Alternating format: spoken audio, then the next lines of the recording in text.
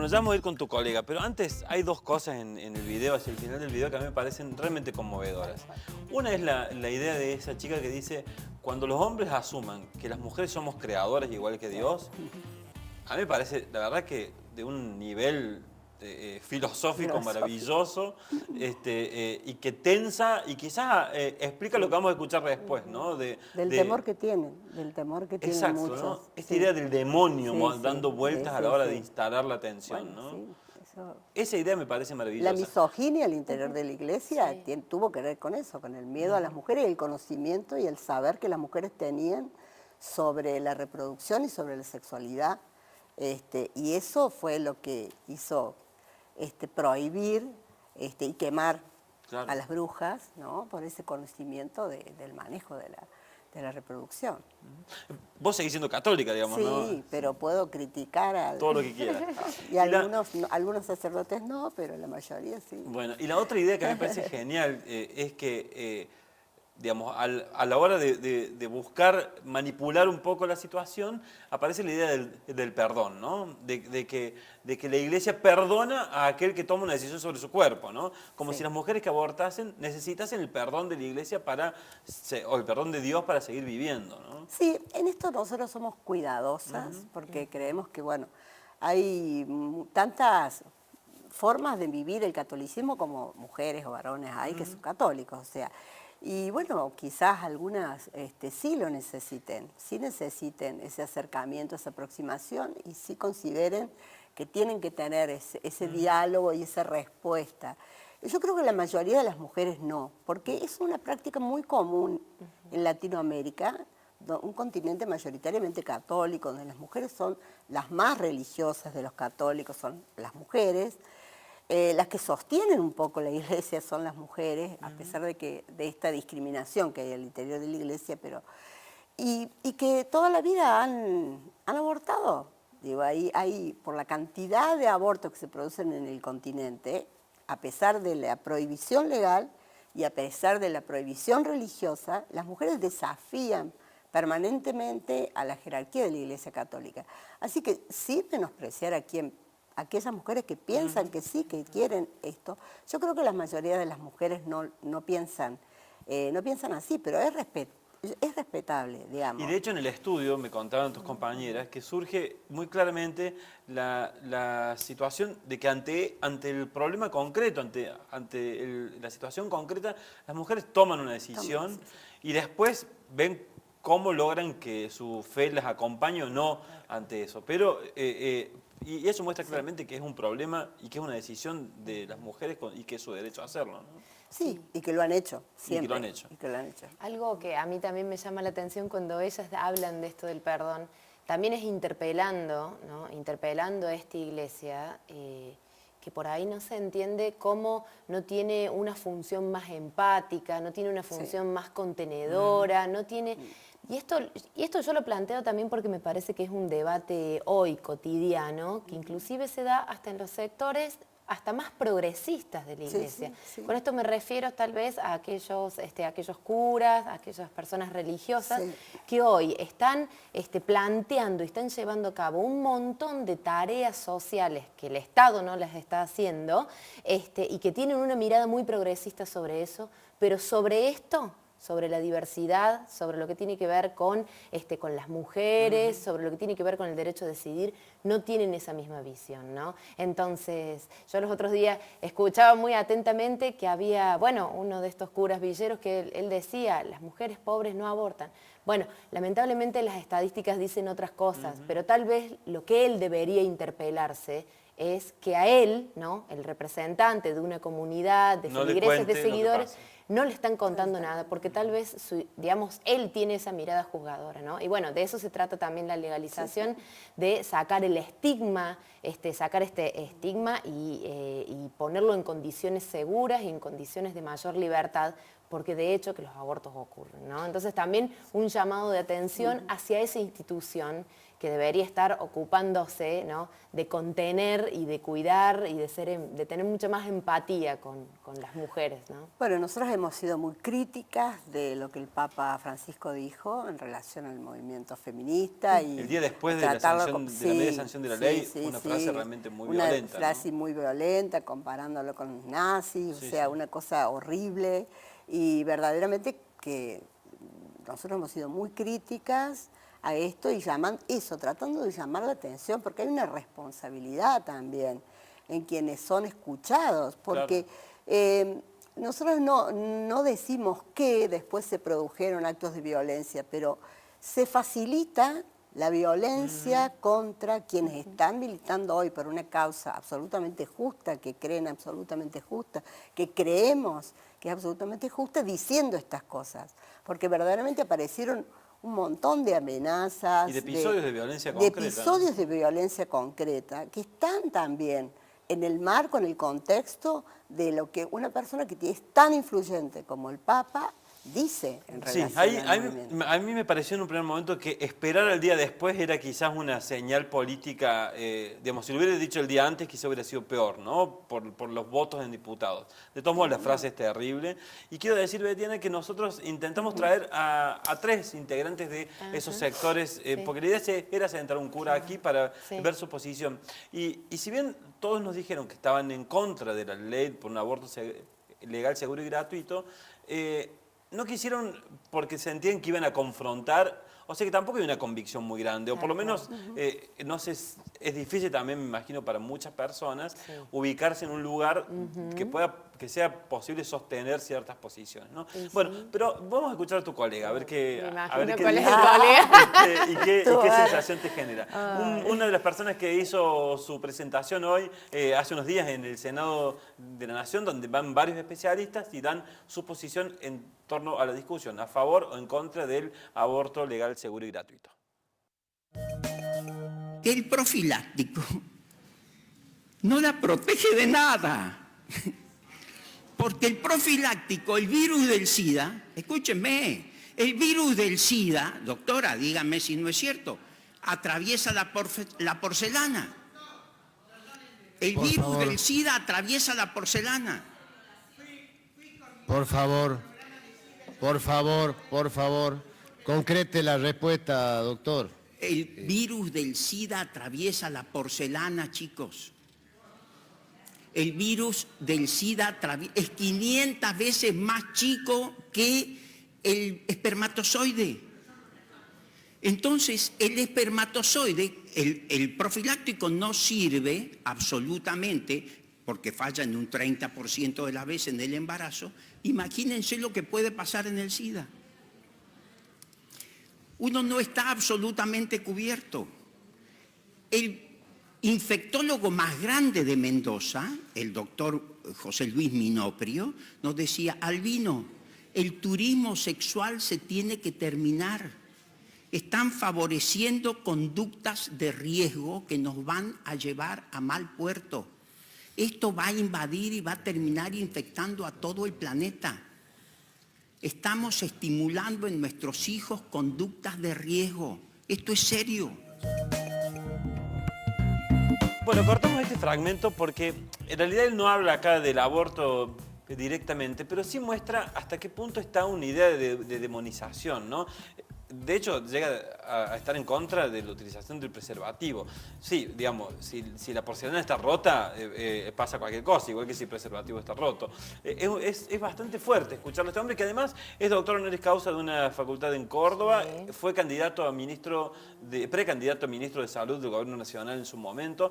Es una persona asesora hoy al Gobierno Nacional. Se llama Albino este hombre. Abel Albino. Él tiene una fundación que es CONIN, que ha trabajado durante muchísimos años sobre el crecimiento y desarrollo de niños y niñas, ¿no? Es decir, dicho para que lo entendamos todos, nutrición básicamente.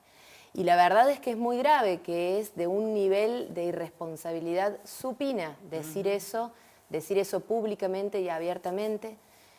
Nosotros, los profesionales de la salud, a eso lo tenemos bien claro y bien penado en nuestros códigos de ética, ¿no? Claro. Eso incurre en lo que es la maleficencia. Si yo a un paciente le digo, no uses preservativo, porque el preservativo no te va a proteger de las infecciones de transmisión sexual, yo estoy incurriendo además en mala praxis, ¿no? Estoy hablando de mi impericia, de mi imprudencia y de mi negligencia, pero además es intencionado. Entonces, esto es terrible. Y esto es terrible que se diga, que se difunda. Es terrible que las personas lo sigan sosteniendo, ¿no? Es terrible que no se diga quién fue o quién fue la senadora que lo invitó. La verdad que bueno, ¿Estuvo el nos diputado habla... también él? Sí, estuvo el el diputado diputado. también Sí, estuvo, bueno, nos habla de un nivel de dogmatismo y también de un nivel de virulencia, de violencia y de fundamentalismo. intolerancia. Claro. Porque él cuando dice las prácticas que promueven y demás, ¿a qué se refiere? Nosotros sabemos a qué se refiere. Se refiere a las sexualidades disidentes, se refiere, Sí, claro. se refiere no solamente a aquellos que tal vez no tenemos lo que según, digamos, tal vez en su pareja heteronormativa, en la constitución de su familia conservadora, heterosexual y demás, comprende. No solamente eso, sino también está hablando de gays, de trans, de lesbianas. Está hablando de un montón de cosas Ahora, que nos da cuenta del nivel de intolerancia y nos da cuenta de que cuando la sociedad quiere avanzar, ¿no?, en mayor cantidad de libertades, sobre todo libertades individuales, justamente ahí se tensionan y ahí crujen las estructuras más conservadoras, ¿no?, y más anquilosadas de nuestra sociedad. Y crujen para todas estas cosas. Crujen para cuando no teníamos una ley de divorcio, crujen para cuando no teníamos una ley de educación sexual, crujen para una ley de matrimonio igualitario, de identidad de género, crujeron también muchísimo cuando queríamos implementar un programa de salud sexual y procreación responsable que no teníamos y por supuesto van a crujir ahora, ¿no? Y bueno, son las mismas, así es, digo, porque el debate que nosotros estamos dando en el Senado es aborto legal o aborto clandestino, con las consecuencias que ya sabemos de ambas cosas, ¿no? Entonces, estos sectores por ahí es como que se disfrazan y dicen y nos plantean las cosas por etapas. Eso No, quería, primero hagamos porque- anticoncepción, Claro. primero Sí, hagamos sí. educación y demás. Cuando son los mismos sectores que, como ahí vemos, digamos, se han opuesto y han obstaculizado todas estas cosas, todos estos pilares que para nosotros son importantísimos, ¿no? Educación sexual para poder decidir libremente, los recursos y los insumos que son los métodos anticonceptivos para no tener que llegar a un aborto, pero en caso de que eso ocurra, de que ocurra un embarazo no deseado, no buscado, no intencional, tener un aborto legal para no morir en el intento. Hay una cosa que a mí me llama la atención de Albino y que es justamente esto que decís vos y lo quiero llevar a la idea de qué se utiliza para desviar el discurso, para instalar el discurso, porque lo que él plantea es, en pos de justamente defender vidas, digamos, está demonizando, criminalizando a todo aquel que piense diferente a él y va justamente contra estos avances que vos estabas planteando, ¿no? Y pasa mucho y se ha intentado mucho, sin embargo se ha logrado desactivar Sí. de a poco, paso a paso. Sí, yo esto, creo ¿no? que en el debate hay pocas posiciones tan fundamentalistas así en el Bien. debate. Porque a mí me parece que lo que ha logrado el debate ha sido correr ciertos bordes, digamos, ciertos límites de los debates anteriores. Claro. Porque contra el fallo FAL, nosotros hemos estado tratando de implementar el fallo FAL, así como la educación sexual. así Recorrer el como fallo FAL, por favor. el fallo FAL es el de la Corte Suprema, el que se aclaró que el aborto es legal en los casos de violación, pero que generó los protocolos los protocolos que le pidió a las provincias que dicten sus protocolos, pero aparte habló de la constitucionalidad, del derecho al aborto, dio cosas muy importantes alrededor del debate y fue un fallo que no lo pudieron tolerar, digamos, ¿no? La intolerancia. Entonces me parece que las que hemos venido trabajando en la aplicación, luchando por el programa de salud reproductiva, por la anticoncepción, por la educación sexual, por la aplicación del fallo FAL, que no es ni más ni menos el aborto que existe como legal desde 1921, y estos sectores se opusieron a todo, así como decías vos, se opusieron a todo durante años. Nosotros hemos estado en juicios permanentes, en defensa del programa de salud reproductiva, por ejemplo, en defensa del protocolo en Córdoba, contra estos grupos o sectores, ¿no?, que se opusieron. Ahora últimamente han ido a las audiencias a decir que está muy bien la educación sexual, que hay que tener Claro. acceso a anticonceptivos. A lo que se han opuesto sistemáticamente. Claro, que el aborto es legal en determinadas circunstancias. O sea, creo que que logramos correr eso. Pero sí hay todavía algunos sectores muy fundamentalistas que digamos, están atrás de todo eso. Digo, a mí me parece que están muy atrás de lo que son los tratados de derechos humanos, demasiado atrás. Y también hay rumores de que, así como pasó con el aborto no punible en Córdoba, hay ejércitos de personas pensando en oposiciones técnico-legales una vez que se sancione la ley, ¿no? Sí. Ese fantasma está dando vueltas, Sí, ¿no? está dando vuelta. Lamentablemente tenemos un problema con la justicia, porque tenemos hace años paralizado una Claro. política de salud pública que podría salvar vidas y que verdaderamente a la justicia de Córdoba, al Tribunal Superior de Justicia, no se le mueve nada, ninguna estructura, porque está para resolverse, pudo haberse resuelto mucho antes, pudo haberse tomado una decisión en relación a una política pública de salud. Pero acá, como las beneficiarias somos las mujeres, parece que eso no importa. O sea, verdaderamente somos ciudadanas Bueno, también hay segunda. mujeres en el Tribunal Superior de Justicia, Claro, quizás podrían pero- ocupar un rol más activo. Sí, en relación podrían a ocupar esto. un rol más activo, pero creo que no sé si están ahí representando a las mujeres o representando, en todo caso, a las políticas de los varones en estos temas, porque es muy sorpresivo de que esto no se haya resuelto y que sí se resolvió con el programa de salud reproductiva, se resolvió mucho más rápido en la justicia federal, por ejemplo, que tardó una semana en dar vuelta un fallo que prohibía el programa de salud reproductiva. Pero en este caso, en los tribunales provinciales, tenemos ahí un problema, ¿no? Tenemos ahí un problema con estos temas de derechos sexuales y derechos reproductivos. Igual, yo creo que no van a tener demasiado éxito porque si esta ley se aprueba como viene de diputados, se aprueba con un gran consenso. Yo creo que se aprueba con un gran consenso, aunque los votos de diferencia no sean tanto. ¿Por qué? Porque son todos los bloques.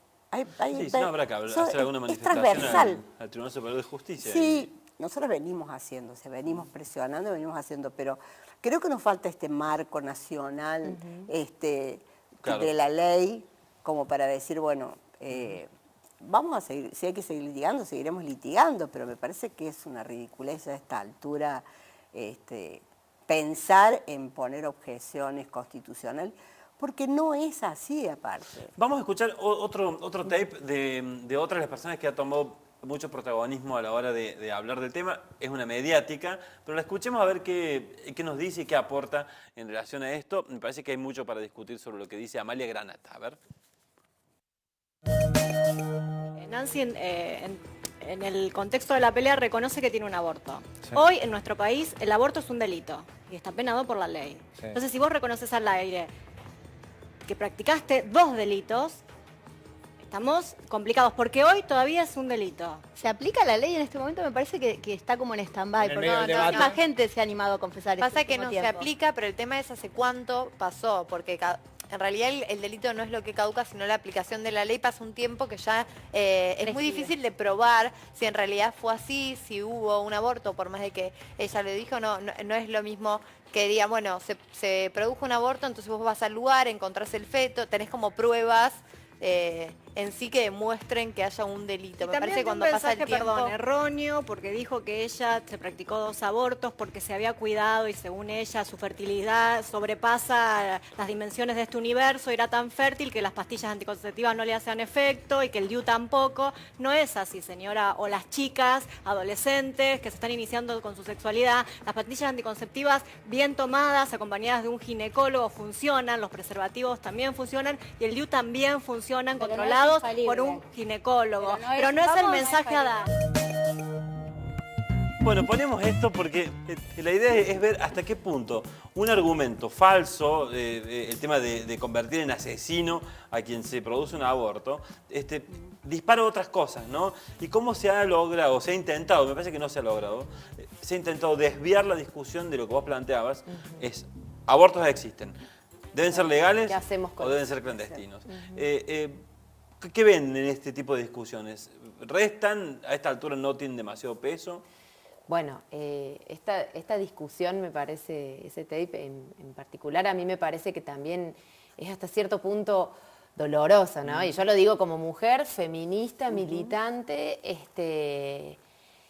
porque hay muchos prejuicios y muchos sesgos, ¿no? Muchos de ellos tienen que ver con esto, tienen que ver con el machismo, que no solamente es encarnado y multiplicado por los varones, ¿no? Sino que todos en algún punto, si no nos cuidamos, estamos fomentándolo. Eso por un lado. Y también por muchos sesgos de clase. Cuando ella dice, píldoras bien tomadas Con un por buen un ginecólogo. ginecólogo, no tampoco ginecóloga mujer, por un ginecólogo Claro. y demás. Hay muchos sesgos de clases ahí, la verdad es que hay mucho desconocimiento y muy poca empatía de lo que es, la individualidad, de lo que somos cada una de nosotras, digamos. También hay que decir, los métodos anticonceptivos no son 100% seguros, ni siquiera los quirúrgicos, pero que también eso lo decimos nosotros desde la salud con rango de evidencia, lo decimos en las condiciones óptimas. Y lo cierto es que nuestras adolescentes, ¿no? Y nuestras mujeres y nosotras las argentinas no hemos tenido condiciones óptimas de educación sexual integral, ¿no? Entonces, la verdad que esto me parece muy grave y me parece que plantearlo en esos términos no hace más que empujar a las mujeres que lamentablemente tienen que recurrir a un aborto por el motivo que sea, las empujan más a la clandestinidad y más a la estigmatización. Porque ¿qué significa? Si yo estoy viendo en la siesta, yo la verdad no tengo muchos recursos de educarme en ningún lado, estoy viendo a la siesta alguno de esos programas y veo que me están diciendo, en vivo, me están diciendo de que yo soy una asesina, yo la verdad que no solamente que no le voy a ir a consultar a mi centro de salud más cercano, cómo puedo hacerlo de la forma más segura, sino que tampoco se lo voy a tratar de decir a mi mamá, a mis amigas, a mis redes sociales y demás. Y eso es terrible, ¿no? Eso es terrible. Ese es un problema, me parece que también tiene que ver con esta falacia de que nos tratan de imponer ahora, ¿no? De primero tengamos educación, después tengamos los métodos anticonceptivos. O educación existe, si vos prendés la tele y están pasando todo el tiempo. Bueno, hay que ver qué es información y qué es educación, ¿no? Tenemos que distinguirlo. Sí, a mí una cosa y con también, perspectiva de género, ¿no? También me parece que es interesante analizar por qué siempre se apela a que las mujeres somos irresponsables. Sí, ¿no? totalmente. Porque no solo sos asesinas, sino que además Sí, son sí, sí, son irresponsables, Claro. porque no te cuidaste bien, porque no... Bueno, entonces... Toda esa responsabilidad que se le carga a la mujer y que no se le carga a los varones en el tema del aborto, ¿no? Me parece que es un caballito de batalla desde hace mucho tiempo para culpabilizar a las mujeres, obviamente. No solo sos asesinas, sino que sos irresponsables, y sacarlas, descontextualizarlas, ¿no? De la violencia, porque no solo de las condiciones de pobreza, de la falta de anticonceptivos en los dispensarios, en los centros de salud, que ahora tienen, mañana no, sino que además de las situaciones de violencia. O sea, yo creo que una cosa interesante que estábamos hablando recién, esta unión entre el movimiento del Ni Una Menos y el movimiento de la campaña por el derecho al aborto fue tan importante porque acá hay también un problema en el tema de la violencia que está oculto, que tiene que ver con el abuso sexual, que tiene que ver con las niñas madres, que tiene que ver con que acá se naturaliza que hay muchas niñas entre 10 y 14 años que tienen hijos y que son frutos del abuso sexual de familiares, vecinos, parientes, amigos de los padres, de muchos. Y es algo que no se habla, de lo cual no se habla. El tema de la violencia, ¿no? Y de que por qué muchas mujeres abortan sin decir que es un producto de una violación y de un abuso, es justamente porque no quieren asumir ese problema tan grave que está estigmatizado también hoy. Porque las jóvenes están estigmatizadas porque algo habrán hecho para ser abusadas.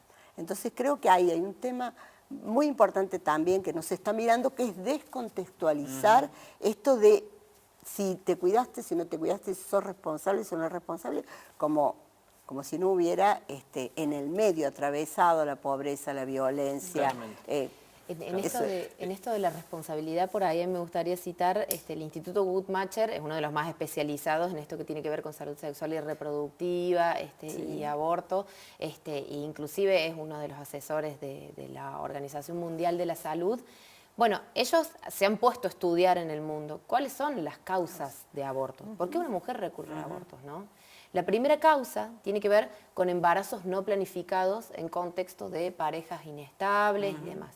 La segunda causa tiene que ver con fallos de método anticonceptivo. La tercera causa tiene que ver con que ya son madres que plantean que un nuevo embarazo, parto y un nuevo hijo en este mundo ocasionarían una disfunción familiar.